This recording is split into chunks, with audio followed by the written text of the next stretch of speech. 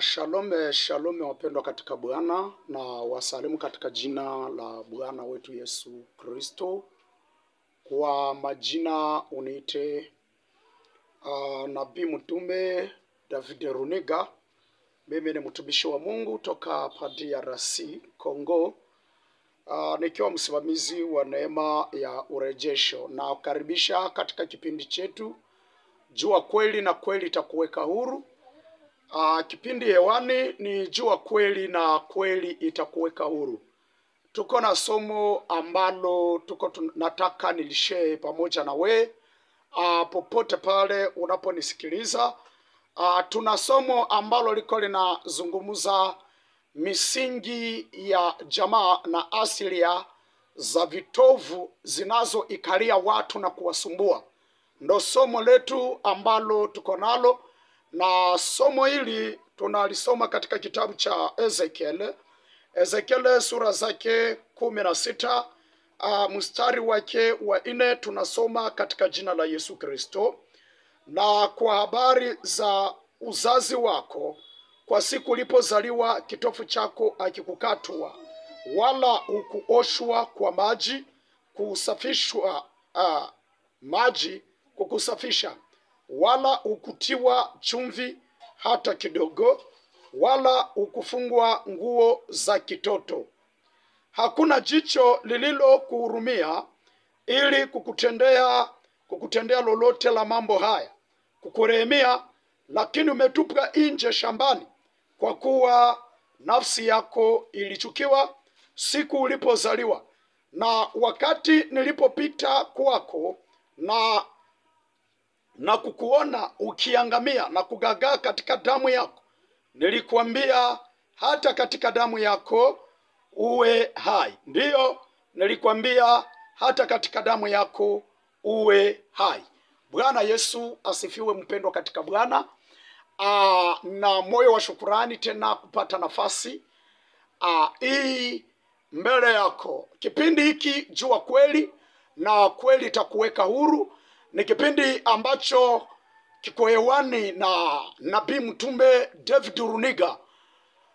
Popote pale unaponisoma katika dunia nzima, haijalishi unapitia mangapi, haijalishi uko katika mazingira gani, haijalishi uko na changamoto gani, haijalishi ni mangapi yamekuzunguka, haijalishi ni matatizo ya aina gani yamekuandama, nataka unitege sikio lako. Bwana Yesu asifiwe. Kitabu tunatoka kusoma, mwandishi wake ni Ezekiel, nabii Ezekiel, ambaye ndiye mwenyewe mwandishi wa kitabu hiki. Historia hii inatuleta katika taifa la Israeli. Ni nani anazungumziwa mahali hapa katika hii muda ambao tunaisumulia? Ambaye anazungumziwa ni Israeli, na Israeli, nikiangalia Israeli ni wewe mtu wa Mungu unayenisikiliza, ambaye wewe ni tishio katika ulimwengu, wewe ni tishio katika mataifa, wewe ni tishio katika familia ile uliozaliwa.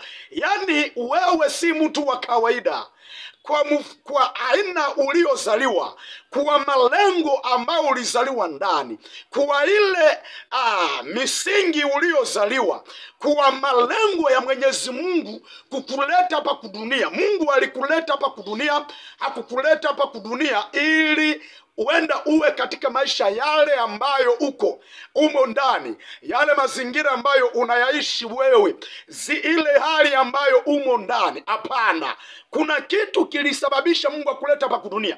Nisikilize, Israeli ni kizazi ambacho kilionekana kimezaraulika, ni kizazi ambacho kilionekana hakifai. Biblia imesema katika habari za kuzaliwa kwako, wakati ulipozaliwa kitofu chako kikukatwa. Bwana Yesu asifiwe. Nataka unitege muda na unitege masikio katika hii muda, na unipe muda ili Mungu akutanane na maisha yako, sababu najua kipindi hiki, muda huu, saizi, kuna neema ambayo inaenda kuambatana na maisha yako. Kuna kitu ambacho unaenda kukutanana nacho. Kuna jambo ambalo halina la kawaida kwenye siku ya leo, tariki ya leo, mwezi huu na huu mwaka ambako unanisikiliza. Kuna kitu ambacho hakina cha kawaida kinaenda kutanana na maisha yako. Kuna jambo ambalo si la kawaida ambalo linaenda tembea juu ya maisha yako. Nitege masikio, mpendwa katika Bwana, unayenisikiliza, unayenitazama kwenye TV katika huu muda na katika haya mazingira. Israeli walitupwa. Ilikuwa ni kizazi ambacho kilionewa. Maisha yao ilikuwa haina mwelekeo. Walikuwa, mazingira yao ilikuwa ni ya madharau. Bwana Yesu asifiwe. Najua hii ni sehemu ya kwanza katika hiki kipindi, na ninajua kuna sehemu ambako hiki kipindi kitakubeba, kuna sehemu ambako kitakutoa, na kuna sehemu ambako kitakupeleka.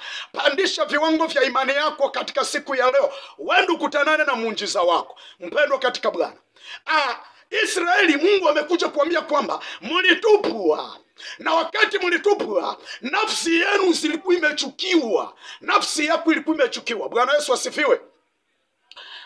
Nataka niongee na mtu mmoja mahali hapa ambaye anaishi maisha na hajui anachokiishi kimesababishwa na nini. Yawezekana uko kwenye majonzi, yawezekana uko katika mazingira ambayo ukijitazama unajiuliza kwa nini nilizaliwa. Ukijitazama unajiuliza kwa nini mimi nililetwa katika dunia. Sikiliza, ukuletwa duniani bure.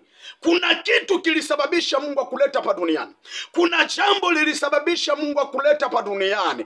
Kuna malengo. Wewe ni hazina ya Mungu. Wewe ni mpango wa Mungu. Jinsi ulivyo, haijalishi magumu yako, haijalishi mateso yako, haijalishi vita vyako, haijalishi matatizo ambayo wewe unayapitia, haijalishi mabalaa yamekuzunguka, haijalishi mateso yale unayoyapitia katika hii. Yawezekana unanisikiliza, yawezekana unanitazama uko kwenye hospitalini. Sikiliza nikuambie, hayo magonjwa hayana uwezo kuliko kila ambacho Mungu amekiweka ndani mwako.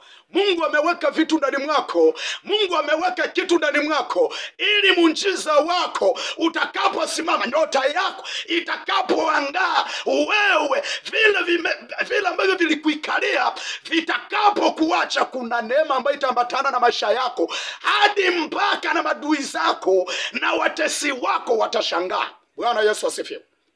Nisikilize, Israeli walitupwa. Yawezekana Israeli nazungumza naye katika umuda. Israeli mwenyewe ni wewe unayenitazama katika hii muda. Yawezekana kwenye maisha yako ya mahusiano umetupwa. Nisikilize nikuambie, niko nataka niongelee maneno karibuni mawili ambayo leo yamewafanya wengi walie, ambayo imewafanya wengi wateseki. Wengine walizaliwa ni wafalme lakini leo ni watumwa. Wengine walizaliwa ni mamalikia lakini leo ni vijakazi. Wengine walizaliwa ni watu ambao walizaliwa special lakini ulimwengu imewageuza. Wamekuwa kama vikarakosi, wamekuwa kama vitu vilivyotupwa, wamekuwa watu ambao wanamtazamo ambao usioeleweka. Lakini nakwambia leo neema yako imefika. Leo maisha yako, kila vilivyoikalia maisha yako, niko naitangaza kama nabii na mtume wa hiki kizazi. Kuna neema ambayo inaenda kukutanana na maisha yako katika siku ya leo, na kuna kitu zile roho za kukataliwa zilizoikalia maisha yako ni lazima zikutoke katika jina la Bwana wetu Yesu Kristo. Nisikilize, Israeli anayeongelewa leo, mimi hapa siko Israeli ya kimwili. lakini napanda kwenye viwango na kuja kwenye Israeli ya roho. Na kwenye Israeli ya kiroho ni maisha yako wewe unayenitazama, ni maisha yako wewe unayenisikiliza, ni maisha yako wewe unayepata habari za Yesu Kristo. Yesu Kristo, sikiliza, anaokoa. Yawezekana katika maisha yako kuna muda mwingine uko unajiuliza, mimi kwa nini nililetwa duniani? Mimi kwa nini haya maisha yameniandama? Mimi kwa nini imekuwa hivi? Mimi kwa nini leo naishi maisha ya kufanana haya? Nisikilize nikuambie, bado neema ya Mungu iko juu yako. Yawezekana aliyetupwa ni wewe. Sikia, haijalishi ulizaliwa katika familia wazazi wakakutupa. Kuna wengine mnanifuata na kunisikiliza, yawezekana kwenye ujauzito wako baba na mama walitengana.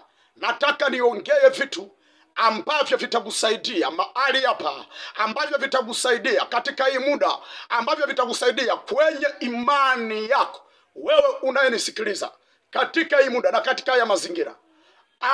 Yawezekana wewe katika biashara yako umetupwa. Nisikilize nikuambie, Biblia imeongea kwenye Ezekieli, wakati wewe ulipozaliwa kitofu chako kikukatwa. Kitofu ni nini? Kitofu ni asilia ambayo inatubeba. Asilia ya baba na mama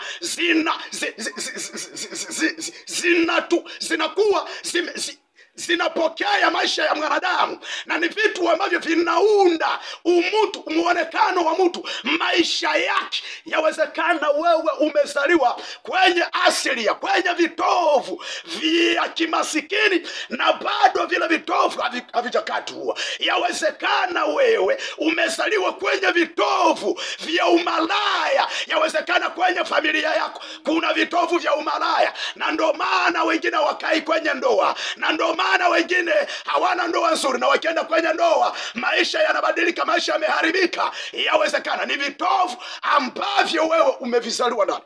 Nisikilize na unitege masikio katika hii muda. Mungu amekuletea ujumbe leo. Mungu anakuletea wokovu leo. Mungu anakuja kufanya kitu kipya. Mungu anakuja kufanya jambo ambalo halina la kawaida. Mungu anakuja kutisha hadi mpaka na wale watesi wako, wale maadui wako. Nisikilize, vitovu, mtoto anapozaliwa anazaliwa na kitovu.